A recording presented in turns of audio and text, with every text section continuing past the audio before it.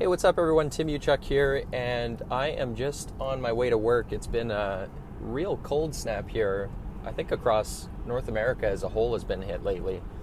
But talking Celsius, it has been it's minus 22 right now, but minus 20 is feeling hot these days. So I've been thinking about a theme and a theory as we're packing up our house. We're in the midst of actually moving from Edmonton in Canada, where I live, and we're moving to the West Coast, to an island. And so a lot of interesting things are happening in my world these days, and I wanted to share some of them with you.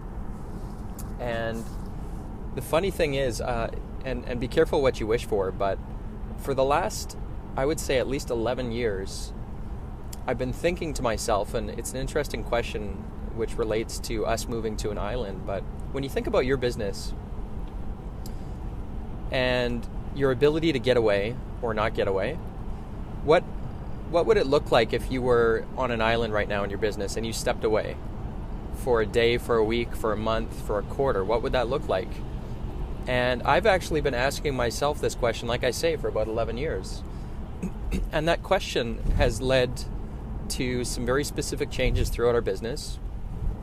And it's, there's something in the power of asking good constraint questions like this one. The other question that I've asked is all around time. And again, all of this stuff really comes back to freedom. All of these questions are related back to freedom, which is what this podcast is about.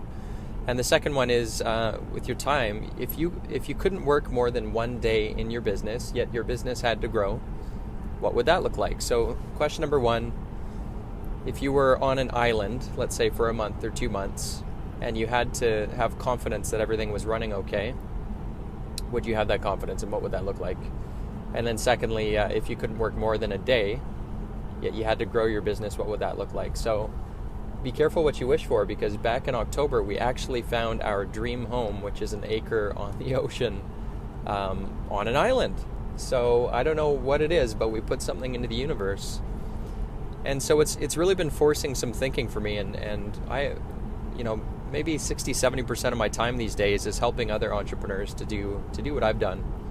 And it is incredibly gratifying, not only to have the freedom, but to know that you're not making the sacrifice and the trade-off. Like when I let my teams know of our decision, which is completely values-based, it was pretty emotional for me, because people were incredibly, surprisingly supportive.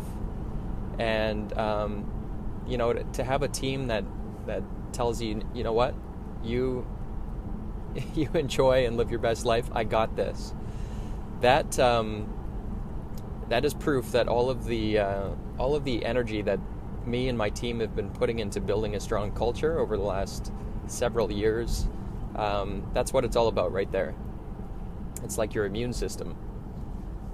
And so the theme I wanted to talk about this morning, within the context of moving to an island and going through this transition myself and helping other entrepreneurs to make a similar transition, not necessarily to an island, it's more of a metaphor, one that I'm taking very seriously, obviously, is two things. So often when we look at problems as a whole, they feel overwhelming because they're just like these massive beasts. Like, how do you systemize your business, for example? But if you understand systems in terms of fractals, as I'm coming at you with some nerd terms here, what does that mean? So if you think about how you do one thing is how you do everything, well, systems within your business are, how you do one thing is how you do everything. So if you look at your sales system, if you look at your client fulfillment system, how you do one thing is how you do everything. So if you don't have checks and balances and measures in place and systems in place for doing things in a sane, reliable, repeatable way, then how you do that is how you're gonna do everything throughout your entire business. And so the nice thing is, if you can solve just for that, and the two questions that I ask for solving that is, what does healthy look like? Question number one.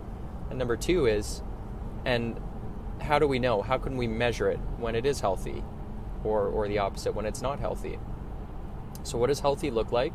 And think about, when you're going to see your doctor, and then how can we measure it when it's not healthy or it is.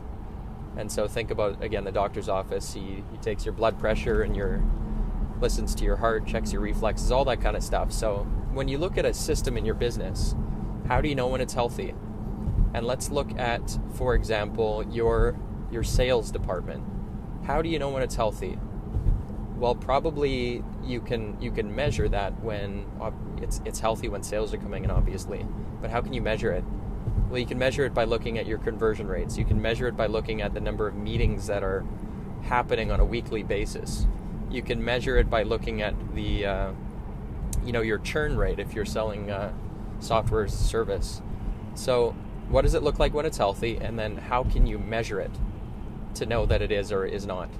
And you apply this throughout your entire business and you're off to the races. And you don't need to do it 100 different ways. You can do it one way. And the way that we've found is by every single week, we have a scorecard that answers those two questions across every department in our business. And it is not more difficult than that. And so getting back to a fractal, when you look at a tree, it's just a self-repeating pattern. So if you can solve it at a small scale and repeat it, then you can solve it at a larger scale. So what I'd recommend doing is starting with 1, go from 0 to 1, pick something that's low-hanging fruit and really easy, and ask yourself, what does healthy look like? So if it's your sales department, what does it look like? Our sales targets, do you have targets? If you don't, you should, because then you'll be able to know what healthy is. If you don't, then you're just lost in the dark. So what does it look like and how can we measure that? And then measure it every single week. And easiest, simplest way to do that is by, Google Sheets is free. We've got incredible technologies at our fingertips. And if you think about, if you could visualize your desert island KPIs, which is what we have, and, we've got about 15 metrics that we look at to know whether or not our company is healthy every single week. And we have targets, and we actually color code them. So green is healthy and red is sick, not healthy. And those are the things that are enabling my family and I to essentially move to the other side of the country and live on an island, because we've got this amazing technology, so we can still communicate, and we've figured out how to replicate and respond to those two questions throughout our entire operation. And so again, how you do one thing is how you do everything. So if you can figure it out in just one area, then you've got it. You just have to rinse and repeat. That's it.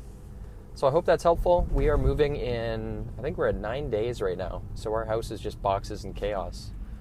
But I will be checking in again soon. I haven't been on here in a while. I'll be checking in soon. And hope that was helpful, and hope you guys have an awesome rest of your day.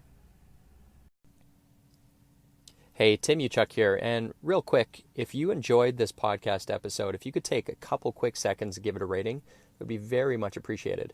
And secondly, if you're looking for more tools and strategies on how you can crush it in life and business, just head on over to bookwithtim.com, where I've put together a free case study which shows you how to unlock unprecedented freedom today by using the 2 power levers. Just head on over to bookwithtim.com. Until next time, wishing you success and freedom in your business. Cheers.